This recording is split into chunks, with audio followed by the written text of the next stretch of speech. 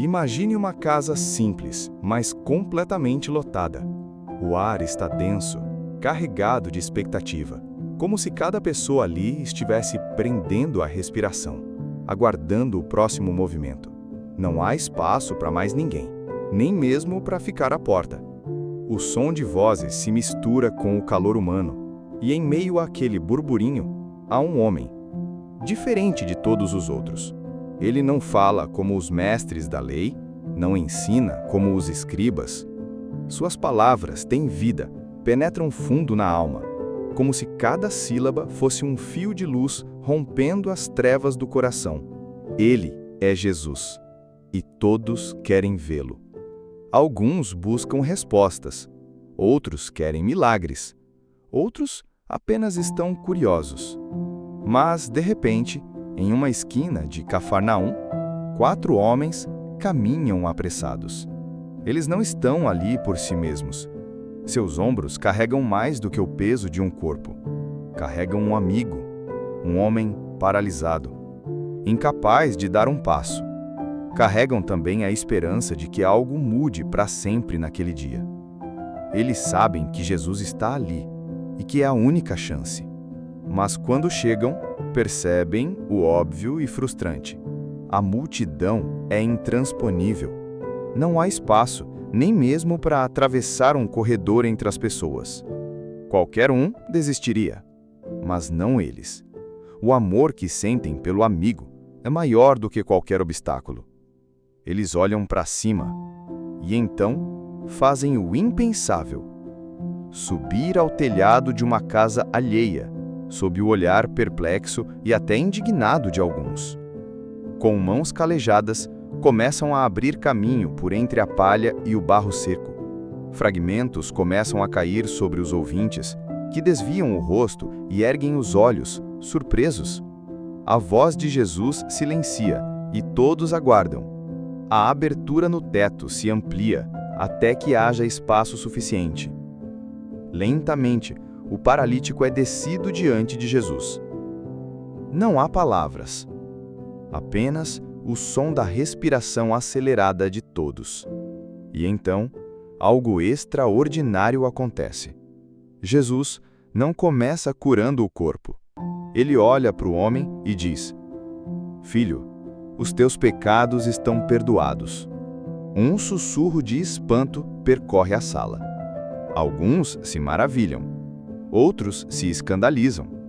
Os escribas, sentados mais ao fundo, murmuram entre si: "Quem pode perdoar pecados, senão Deus?"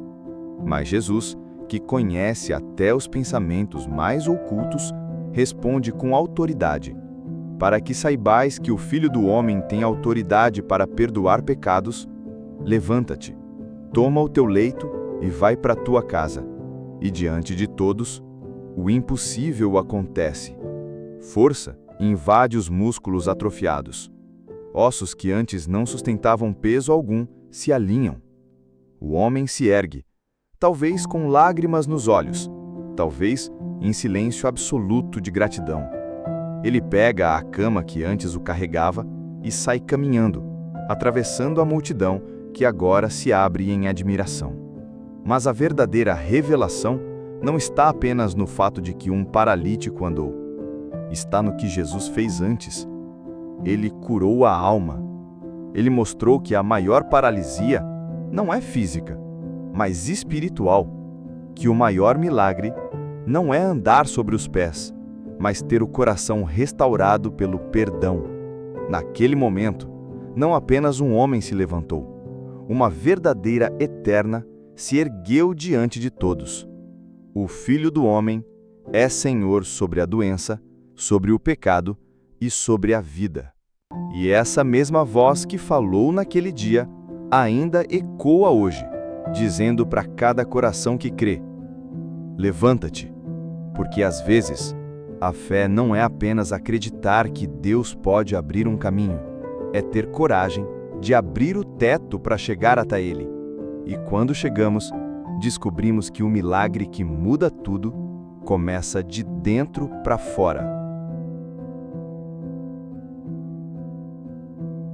Tudo começa com um silêncio que não é vazio. mas cheio de expectativa. Aquele tipo de silêncio que antecede algo grande, como um instante antes do trovão, como o respiro antes de uma revelação. A casa é simples, paredes de pedra, teto de barro e palha. Mas não há um espaço sequer vazio. Homens, mulheres, jovens, idosos, todos se espremem ali dentro. Alguns estão sentados no chão, outros de pé, outros até se apoiam nas paredes e janelas para ouvir melhor. Há suor, há calor, há o cheiro de poeira misturado ao aroma de comida que ainda paira de algum fogão aceso em uma casa vizinha. Lá na frente, ele está. Jesus. Seus olhos têm algo que ninguém consegue explicar. Ele fala, e quando fala, não é apenas som, é vida. Suas palavras cortam como espada e acariciam como brisa. Cada frase é como um rio de água pura descendo pelo coração ressecado de quem ouve. Ele não repete fórmulas, como os mestres da lei. Ele fala com autoridade, e é como se cada sílaba dissesse: eu sei quem você é, e eu tenho algo para você. É nesse clima que a cena começa a se agitar. Lá fora, 4 homens caminham. Seus rostos estão sérios, determinados.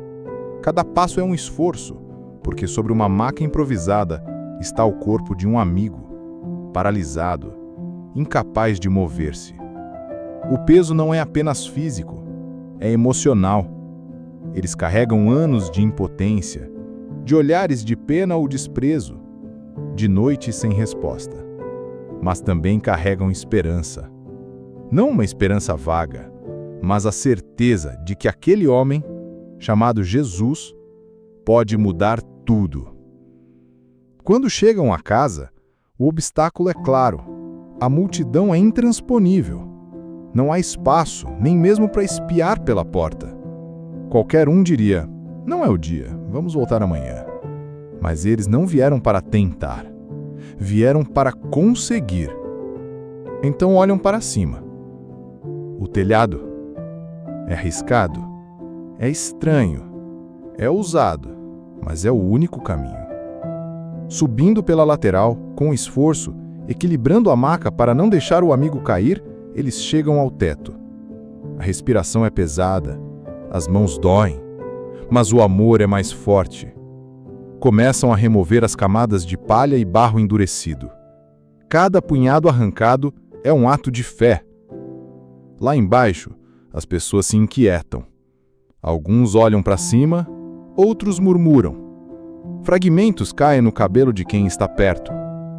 A luz começa a entrar por uma pequena abertura. Jesus observa. Ele sabe o que está para acontecer. O buraco cresce, até se tornar largo o bastante. Com cuidado, eles descem o amigo, amarrado em cordas improvisadas, até que ele toque o chão, bem à frente de Jesus. O ar fica denso. Os olhos de todos se voltam para o mestre. E então, ele fala. Mas não diz o que todos esperam. Ele não ordena de imediato que o homem ande. Não declara primeiro a cura física. Em vez disso, diz: Filho, os teus pecados estão perdoados. O choque é imediato. Alguns sussurram, outros franzem a testa. Os escribas, sentados mais ao fundo, olham uns para os outros com indignação silenciosa. Quem pode perdoar pecados senão Deus? Mas Jesus não se intimida. Ele lê os pensamentos como se fossem palavras abertas. E diz: Para que saibais que o Filho do Homem tem autoridade para perdoar pecados, então se volta para o paralítico e declara: Levanta-te, toma o teu leito e vai para a tua casa. É nesse momento que o impossível acontece. Músculos que estavam atrofiados ganham força, tendões se alongam, ossos sustentam o peso. O homem se ergue, pega a cama que antes o carregava e começa a caminhar. A multidão se abre, atônita. Alguns choram, outros aplaudem. Outros apenas ficam sem silêncio, tentando processar o que acabaram de ver. Mas o maior milagre não está nos passos firmes daquele homem. Está no que aconteceu antes. Sua alma foi curada. Seu coração foi libertado. Naquele dia, não foi apenas um paralítico que se levantou. Foi uma verdade eterna que se ergueu diante de todos. O Filho do Homem tem poder sobre o pecado e sobre a vida. E essa verdade continua viva hoje.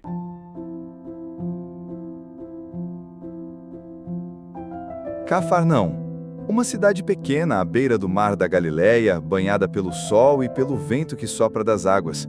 Um lugar de pescadores e comerciantes, de ruas estreitas e poeirentas, onde o cheiro de peixe fresco se mistura ao de pão assando nos fornos de pedra. À primeira vista, nada parece especial. Mas, para quem tem olhos espirituais, ali é o palco escolhido para a manifestação do reino de Deus. Era o início do ministério de Jesus. Ele já havia curado enfermos, libertado oprimidos, expulsado espíritos malignos e pregado com uma autoridade jamais vista. Por onde passava, deixava rastros de transformação. Pessoas simples, acostumadas a viver à margem da esperança, começavam a sonhar novamente. Mas naquele dia, algo aconteceria que ultrapassaria qualquer expectativa. Entre as muitas histórias de Cafarnaum, uma se destacaria para sempre. A de um homem que carregava sobre si não apenas o peso de seu corpo, mas também o fardo invisível do julgamento humano. Naquela época, a doença muitas vezes era vista como consequência direta do pecado. Um homem paralisado era, para muitos, alguém que não apenas estava limitado fisicamente, mas que também era culpado espiritualmente. A dor dele não era apenas nos músculos inertes. Era no coração esmagado por olhares de condenação e palavras sussurradas de pena misturada com desprezo. Ele era, aos olhos de muitos, um exemplo do que acontece quando alguém é abandonado por Deus. Mas Deus não o havia abandonado. Ele estava prestes a provar exatamente o contrário. 4 amigos se levantaram naquele dia, decididos a mudar o destino daquele homem. Não sabemos seus nomes, suas idades, nem suas histórias, mas sabemos de sua fé. Fé que não se contenta com impossibilidades, que não se intimida diante de obstáculos, que não recua diante da multidão. Eles sabiam onde Jesus estava e sabiam que precisavam chegar até ele, custe o que custasse. Carregar um corpo que não se move não é tarefa simples. O peso não é apenas físico. Cada passo exige cuidado. Cada esquina é um desafio. Mas eles caminham. Talvez suando sobre o sol da manhã, talvez desviando de transeuntes curiosos, talvez com o coração acelerado pela esperança. Chegam à casa, e ali está o primeiro grande muro. Não há como entrar. A multidão lota cada centímetro. Pelas janelas, rostos se espremem para tentar ver o que acontece lá dentro. Na porta, ninguém cede passagem. Não por maldade, mas porque todos estão igualmente desesperados para estar o mais perto possível de Jesus. É nesse momento que a fé desses 4 homens se revela. Eles não discutem, não brigam por espaço, não empurram ninguém. Olham para o céu, o telhado. Na cultura judaica da época, as casas tinham acesso ao teto por uma escada externa. Era um lugar usado para descansar nas noites quentes ou para secar grãos e roupas. Mas naquele dia, aquele teto se tornaria o caminho para um milagre. Subir não é fácil, não com o peso do amigo. O esforço é intenso, as pernas doem, os braços queimam, mas eles persistem. Chegando lá, começa a segunda batalha: abrir o teto. Não é um gesto delicado, é trabalho pesado. Retirar a palha, soltar as vigas, tirar o barro endurecido pelo tempo. Lá embaixo, o ruído atrai olhares. Fragmentos caem sobre as cabeças. O sol começa a penetrar por uma pequena abertura. O buraco cresce e o calor do dia entra na sala junto com a poeira suspensa no ar. Jesus observa. Ele não se incomoda, não reclama da interrupção. Ele sabe o que está acontecendo. Finalmente, A abertura é grande o suficiente. Cordas improvisadas, talvez pedaços de tecido amarrados, seguram a maca. E com cuidado, o homem é descido, centímetro por centímetro, até estar diante do mestre. Há um silêncio que parece suspender o tempo. Todos aguardam para ver o que Jesus fará. E o que ele faz não é apenas inesperado, é revolucionário. Mas isso é o que muda tudo.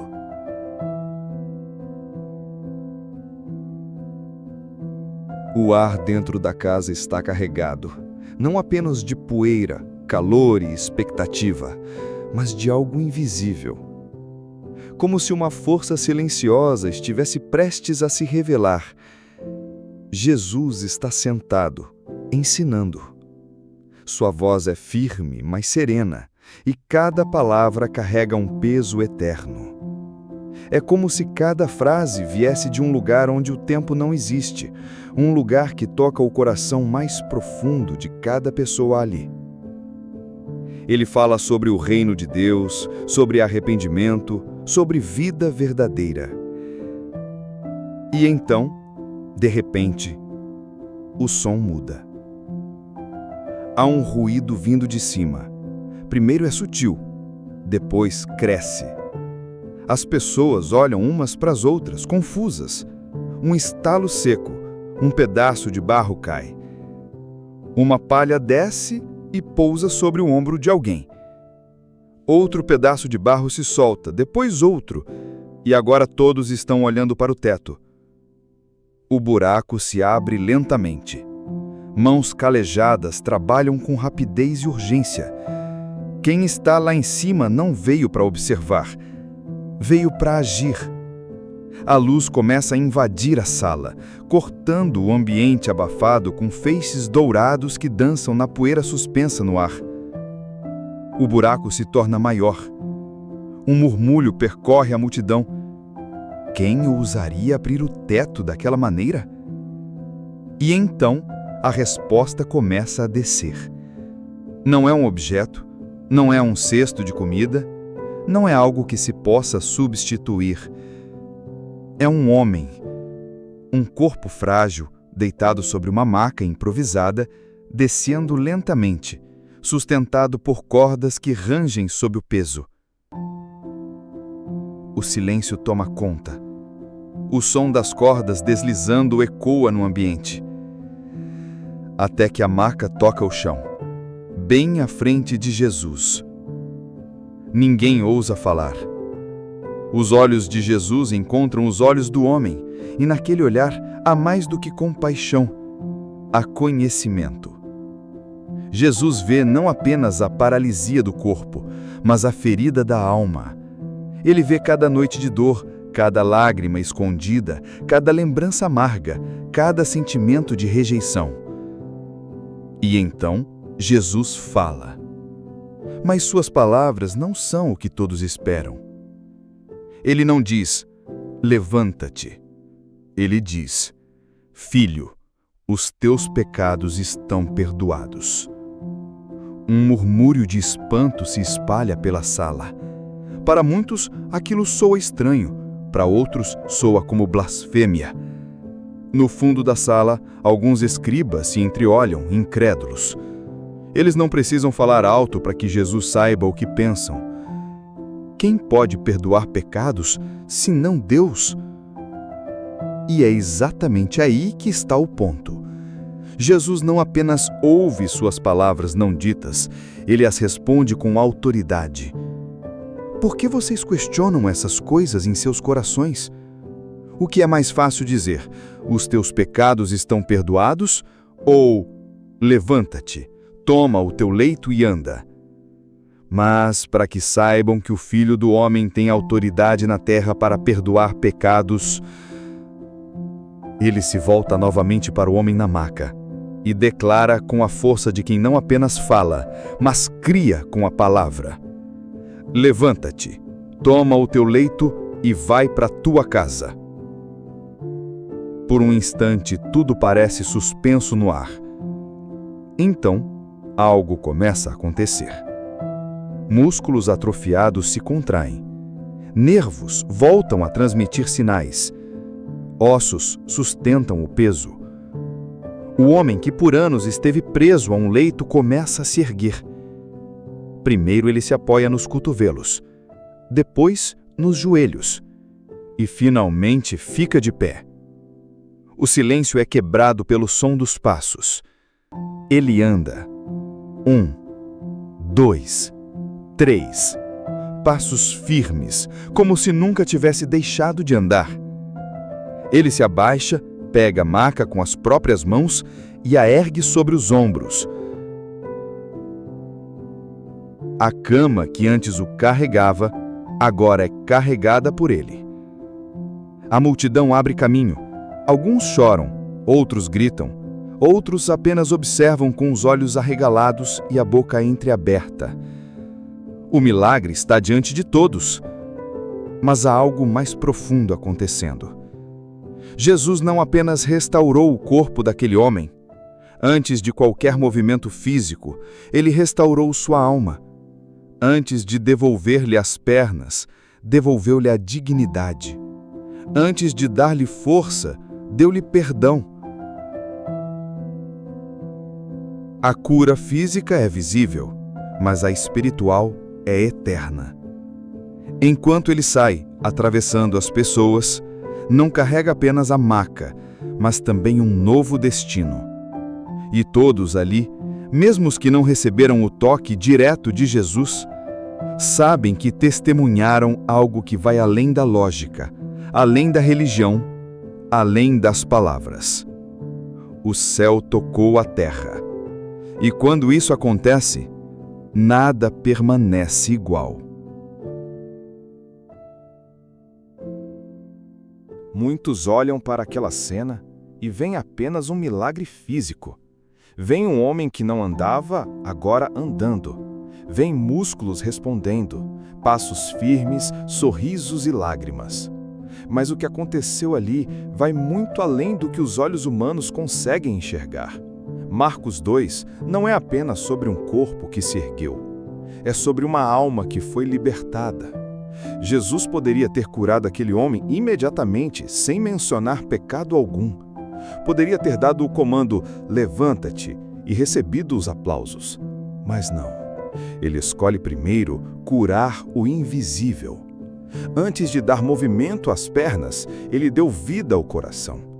Antes de restaurar o físico, ele removeu o peso da culpa, o fardo do pecado, a vergonha que o prendia por dentro. E é aqui que está o segredo que quase ninguém percebe. A paralisia mais profunda não é a do corpo, mas a da alma. Quantos têm pernas fortes, mas não conseguem dar um passo na vida porque estão presos à dor do passado? Quantos têm braços vigorosos, mas não conseguem abraçar a paz porque carregam correntes de culpa? Quantos têm olhos que enxergam o mundo, mas não conseguem ver esperança? A verdadeira cura começa de dentro para fora. Jesus sabia que se curasse apenas o corpo, aquele homem poderia voltar a andar, mas continuaria escravo por dentro. Por isso, ele começa pelo que é eterno, o perdão. Palavras simples aos ouvidos humanos, mas que carregam o peso de uma libertação completa. Quando Jesus diz, "Filho, os teus pecados estão perdoados", ele não está apenas declarando algo legal ou religioso. Ele está rompendo cadeias invisíveis, arrancando raízes de amargura, lavando o que estava manchado, devolvendo dignidade, chamando-o de filho. Essa palavra, filho, já é por si só um milagre, porque um paralítico, rejeitado pela sociedade, acusado de ser amaldiçoado por Deus, agora é chamado de filho pelo próprio Deus. E é nesse ponto que o conflito com os religiosos se intensifica. Perdoar pecados é um ato divino. Ao fazê-lo, Jesus está dizendo indiretamente, eu sou Deus. Não com arrogância, mas com a autoridade legítima do Criador. É uma declaração que confronta, que incomoda, que mexe com os alicerces do sistema religioso da época. A partir daquele momento, ninguém mais pode vê-lo apenas como um mestre ou profeta. Ele se coloca no centro da questão eterna. Quem é Jesus? Para aqueles que creram, ele é a resposta viva. Para aqueles que resistiram, ele é a pedra de tropeço. O que aconteceu naquele teto aberto e naquela sala lotada não foi apenas a história de um milagre. Foi a revelação de um reino onde a fé não se intimida diante de obstáculos, onde amigos se tornam instrumentos de salvação, onde a dignidade é restaurada antes mesmo da saúde, onde o perdão é o alicerce da cura verdadeira. E há ainda outro detalhe que poucos percebem. Jesus honra a fé dos amigos. O texto diz, vendo-lhes a fé. Ele não olhou apenas para o homem na maca, mas para o amor e a persistência daqueles que o carregaram. Quantas vezes não precisamos ser carregados pela fé de outros? Há dias em que nossas forças se esgotam, mas alguém ora por nós. Há momentos em que nossa esperança morre, mas alguém nos leva, mesmo que seja pelas cordas da intercessão, até a presença de Jesus. O paralítico foi curado não apenas por sua fé, mas pela fé de 4 homens que se recusaram a desistir. E isso nos lembra que no reino de Deus ninguém caminha sozinho. A lição final é clara e eterna.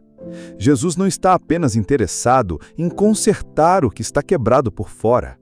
Ele quer restaurar o que está morto por dentro.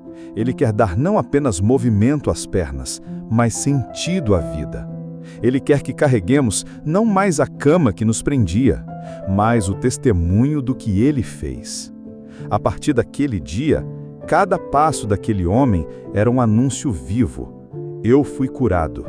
Eu fui perdoado. Eu fui transformado. E assim também é conosco. Quando encontramos Jesus, o milagre que muda tudo não é apenas o que as pessoas veem, mas o que ele faz no lugar onde só ele pode tocar.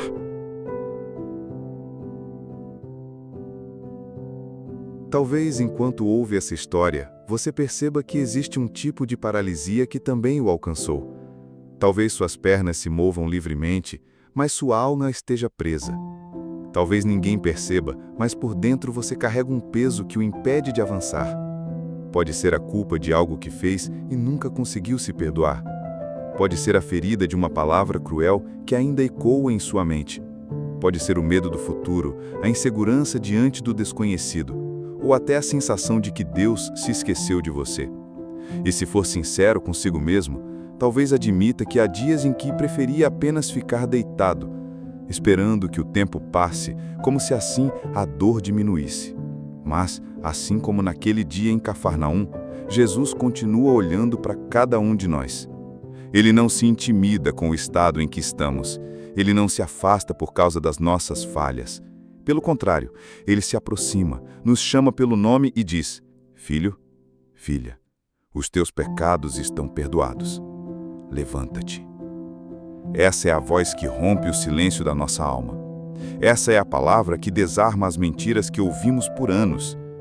Essa é a ordem que quebra as correntes invisíveis e nos faz caminhar de novo. O mesmo Jesus que viu o paralítico sendo descido pelo teto, vê você onde está agora. Talvez você esteja cercado de pessoas, mas se sentindo sozinho. Talvez você esteja no meio de uma multidão, mas invisível aos olhos de todos. Ainda assim ele te vê.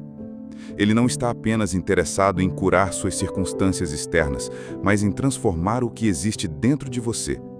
Porque a verdadeira cura começa no coração. A pergunta é: você está disposto a deixar que ele toque o lugar onde mais dói? Você está pronto para que ele perdoe o que você mesmo não consegue perdoar? Está pronto para ouvir o "levanta-te", que vai mudar o rumo da sua história? Naquele dia, 4 amigos abriram um teto para que um homem chegasse até Jesus. Hoje, talvez não seja preciso subir a um telhado, mas é preciso romper barreiras. A barreira do orgulho, que não admite precisar de ajuda. A barreira da incredulidade, que não acredita que Deus ainda faz milagres. A barreira da vergonha, que tenta esconder o que está ferido.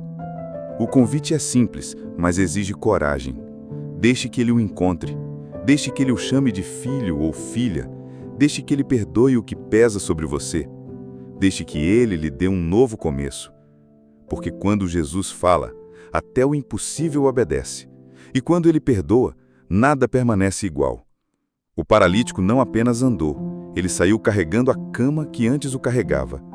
Esse é o sinal de que a vitória foi completa. Aquilo que te aprisionava se torna o testemunho do que Deus fez. O teto que foi aberto naquele dia em Cafarnaum ainda ecoa na eternidade como um símbolo da fé que não recua, do amor que não desiste e da graça que alcança. Hoje, o milagre que mudou tudo ainda pode mudar você. Não importa quão preso você esteja, não importa há quanto tempo, não importa o que disseram a seu respeito. Há um Deus que abre caminhos no impossível, que desce ao mais profundo para te levantar, que transforma vergonha em glória e peso em liberdade. E Ele está aqui agora. Então, ouça a voz que um dia fez um homem se erguer diante de uma multidão e que hoje fala ao seu coração. Levanta-te.